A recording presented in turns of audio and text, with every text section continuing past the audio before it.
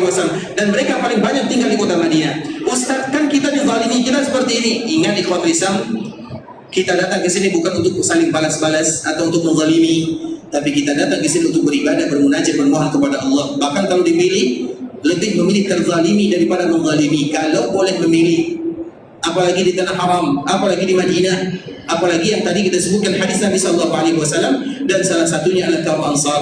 Karena Nabi pernah berdoa, Allahumma arham al-ansar wa abna'il ansar wa abna'i abna'il ansar. Ya Allah, sayangilah orang Ansar, anaknya dan anak keturunannya. Karena biasanya kesolehan itu akan mengalir sampai ke bawah-bawah. Seperti misalnya kita contohkan, di dalam Al-Quran, Allah pernah bercerita tentang salah seorang hamba bernama Khadir. Kita kenal dengan Khadir, atau bahasa kitanya Khidir. Siapa yang kenal dengan Khidir? Bagaimana sifatnya, bagaimana bentuknya, dari mana asalnya? Khadir itu atau yang kita kenal dengan Khidir. Khadir, dia itu adalah muasalnya adalah hamba sahaya budak. Kulitnya berkulit warna hitam, tapi dia punya hikmah yang luar biasa. Sama dengan Luqman. Kita kenal dengan Luqman. Luqman yang Allah ceritakan dalam Al-Quran surat Luqman. Tahu kita Luqman? Luqman itu ikhwatul Islam adalah seorang yang berasal dari Naubah, yaitu perbatasan antara Mesir dengan Sudan. Ada sebuah daerah namanya Naubah, dan dia berasal dari sana. Kulitnya hitam, hidungnya pesek, rambutnya keriting, hitam, sangat hitam. Coba kita bayangkan, hitam paling hitam. Itulah Luqman, dan dia adalah hamba sahaya budak, hamba. Kemudian majikannya membebaskan dirinya karena dia adalah hakim, hikmah, bijaksana. Makanya dikenal dengan Luqman Hakim, Luqman Al-Hakim. Dan hikmah itu tak didapatkan kecuali dengan belajar agama. Ingat, dia tak datang secara tiba-tiba. Hikmah itu karena ada dua, ada ilmu, ada hikmah. Ilmu Allah bagi sedikit saja, hikmah Allah bagi banyak. Nah, Luqman ini diberikan hikmah sehingga pada akhirnya dia hijrah ke daerah Syam, bertemu dengan Nabi Daud. Kemudian pada akhirnya dialah menjadi guru Nabi Sulaiman. Sehingga Nabi Sulaiman, fafahamnaha Sulaiman, kami ajarkan Sulaiman itu ke pemahaman, karena gurunya adalah Luqman, lebih bijaksana karena gurunya adalah Luqman, tapi dia adalah budak hamba hitam legam. Begitu juga dengan Khadir. Maka dari sini para ulama menyebutkan Khadir itu bukan nabi, karena tak mungkin nabi itu berasal dari hamba sahaya. Bisa dipahami? Makanya baginda Rasulullah SAW, ini sekedar sebelum kita bercerita, Nabi SAW siapa neneknya? Siapa nenek Nabi? Yang nenek Nabi siapa namanya? Nenek Nabi. Yang suami daripada Ibrahim. Bukan Ibrahim adalah kakek Nabi. Berarti nenek Nabi siapa namanya? Hajar. Hijr atau Hajar? Siti Hajar kan? Hajar itu siapa? Hajar siapa?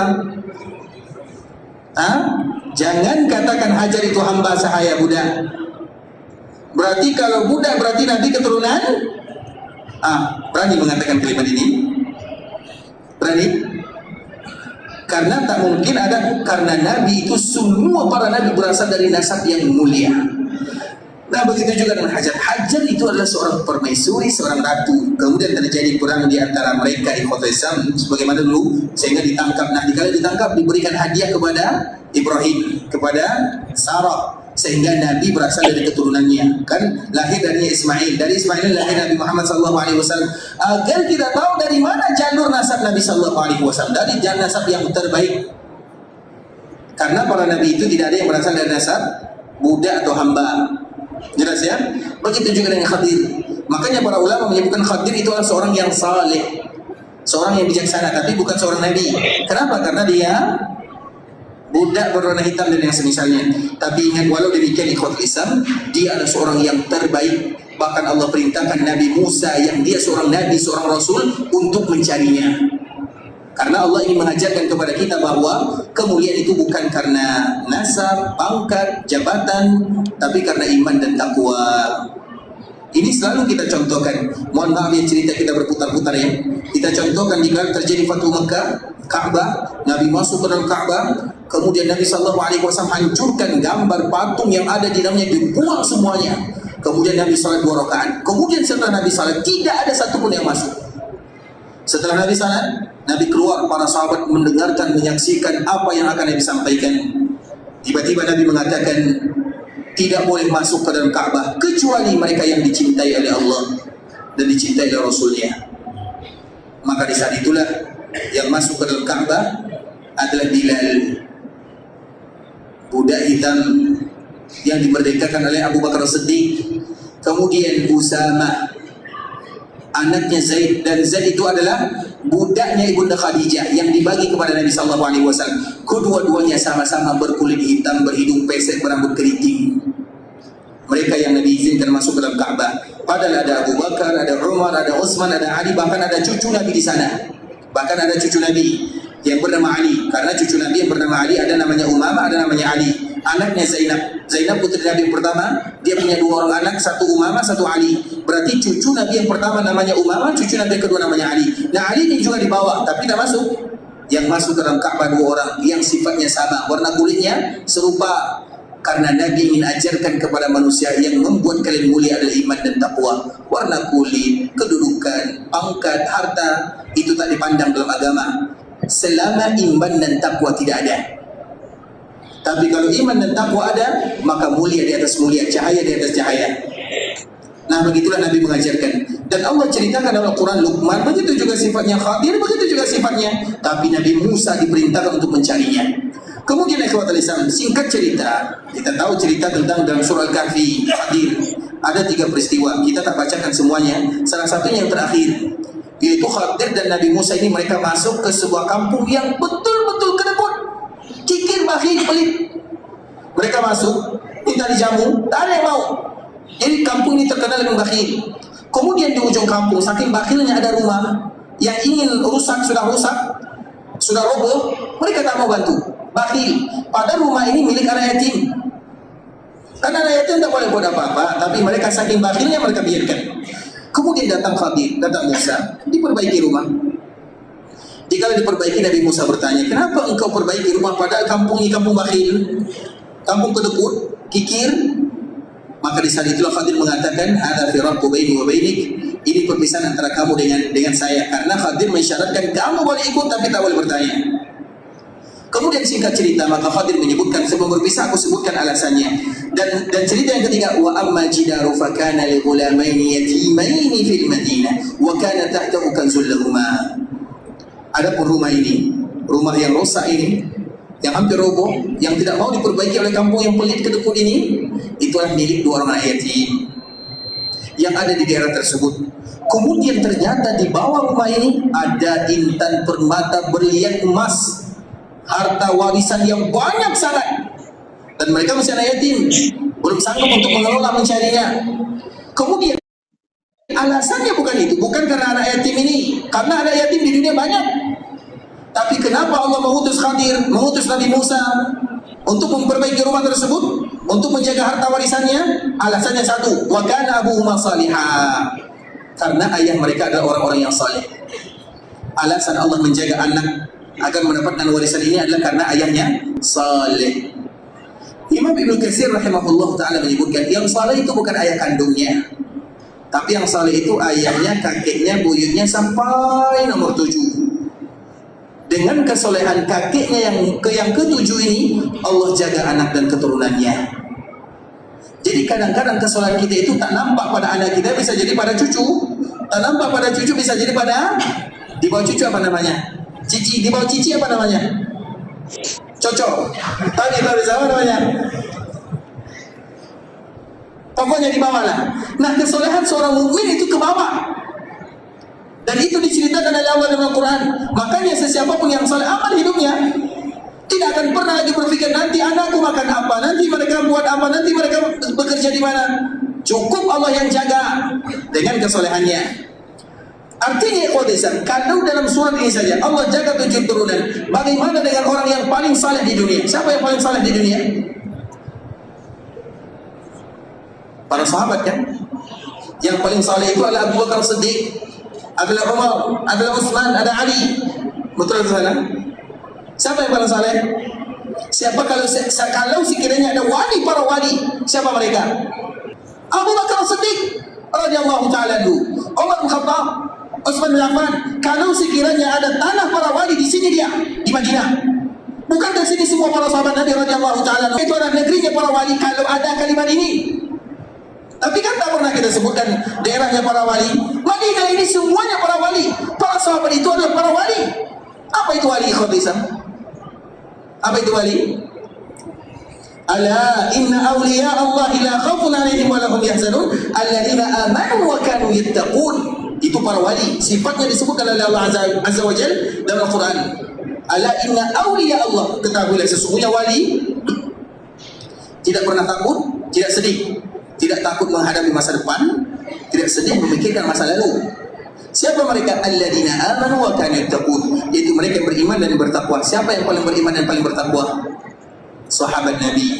Yang paling beriman, yang paling bertakwa siapa? Abu Bakar Siddiq radhiyallahu ta'ala anhu, Umar bin Khattab. Betul atau salah? Karena seorang wali tak pernah mengaku wali, kecuali kalau dia wali murid. Lain ceritanya. Kalau wali sesungguhnya tak pernah. Kan tidak ada orang soleh mengatakan saya ini orang baik, saya ini orang soleh. Ada atau tak ada?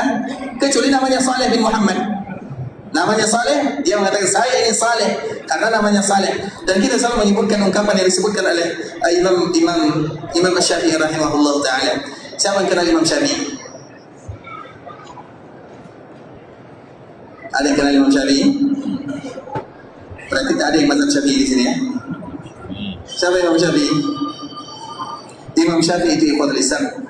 Dari dua sisi dia dapat. Dari sisi dunia dia mulia, dari sisi agama dia mulia.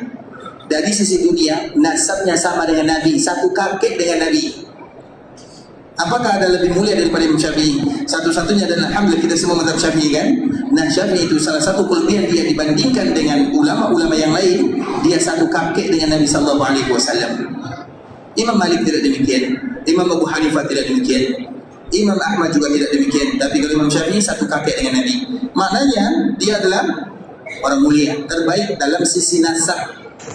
Dalam sisi agama kita tak bahas lagi bagaimana Imam Syafi'i, dan dia adalah ulama pewaris para nabi di abad kedua Hijriah atau di abad kedua.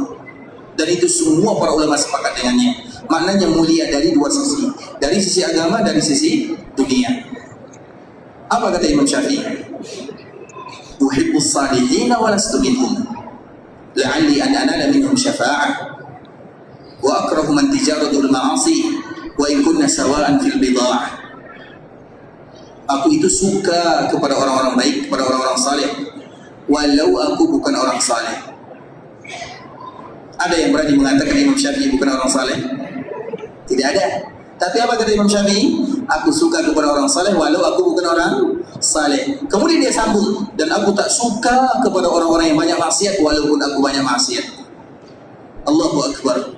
Itulah Imam Syafi'i. Itulah kemuliaan yang betul-betul membuat dia mulia. Karena tak ada orang baik mengaku dirinya baik. Tak ada seorang orang saleh mengaku dirinya orang saleh. Bahkan Allah menyebutkan fala tuzakku anfusakum huwa a'lamu biman ittaqa. Jangan pernah puji diri sendiri. Bahkan kita harus menunduk diri sendiri. Ya Allah, bahkan kan di antara salah satu kalimat yang terbaik adalah kan Sayyidul Istighfar. Sayyidul Istighfar yang mesti dibaca oleh kaum muslimin. Allahumma anta rabbi la ilaha illa anta khalaqtani wa ana 'abduka wa ana 'ala 'ahdika wa wa'dika mastata'tu. Apa sambungannya? A'udzu bika min syarri ma sana'tu. Apa artinya? A'udzu bika min syarri ma sana'tu. Ya Allah, aku berlindung dari semua kejahatan yang aku buat. Maknanya kita mengaku kepada Allah. Kemudian apa doanya? Abu'u laka bi ni'matika alai. Aku akui semua nikmat yang kau bagi. Wa abu'u bi dzambi. Aku pun mengakui semua dosa yang aku buat. Faghfirli. Seorang mukmin tak pernah puji diri sendiri. Seorang mukmin tak pernah memuji diri sendiri. Tapi mereka menuduh diri sendiri. Banyak salah, banyak dosa, banyak khilaf. Dan itulah seorang mukmin. Kenapa kita harus selalu mengaku? Makanya kita selalu ajarkan kaum muslimin di antara bentuk doa yang terbaik. Ingat ikhwatul Islam, sebelum kita mulakan doa, sebelum kita mengatakan ya Allah ampunkan dosaku, lancarkan urusanku, mudahkan rezekiku, berikan kepadaku anak yang saleh dan salehah. Sebelum kita berdoa dengan kalimat ini, maka sebutkan semua dosa yang pernah kita lakukan. Ya Allah, aku ini berdosa ini dan ini. Aku belum melakukan ini, aku mengambil ini, aku memakan hak ini, aku zalimi orang ini. Sebutkan semuanya. Kemudian di ujung doa kita mengatakan, aku akui semuanya ya Allah, dan aku tahu tidak ada yang bisa mengampunkan dosaku kecuali Engkau. Setelahnya baru kita berdoa kepada Allah Azza wa Jalla.